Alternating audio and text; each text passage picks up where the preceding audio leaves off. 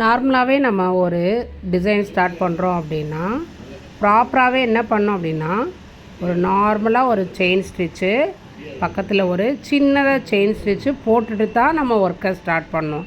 ஐ மீன் அதில் நம்ம வந்து சீக்வென்ஸை ஆட் பண்ணணும்.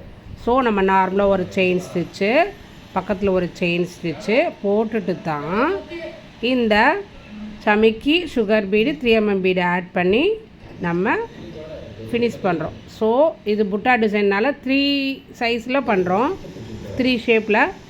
ஸோ திருப்பி நம்ம சமிக்கி sugar bead 3mm bead add பண்ணி அதே மாதிரி அப்படியே ரிவர்ஸில் கொண்டு வர்றப்போ தான் அந்த டிசைன் வந்து ஒரு ஃபினிஷிங்காக இருக்கும். ஸோ நம்ம இது பண்ணுறோம். அதே மாதிரி செயின் ஸ்டிச்சு போட்டதுக்கு அப்புறம் தான் ரிவர்ஸில் நம்ம வந்து பீடோ சுகர் பீடோ இல்லை சமிக்கியோ ஏதோ ஆட் பண்ணணும். டைரெக்டாக நம்ம பீடு சுகர் பீடு சமிக்கி ஆட் பண்ணி ஒர்க் போடக்கூடாது, அது ஃபினிஷிங் இருக்காது.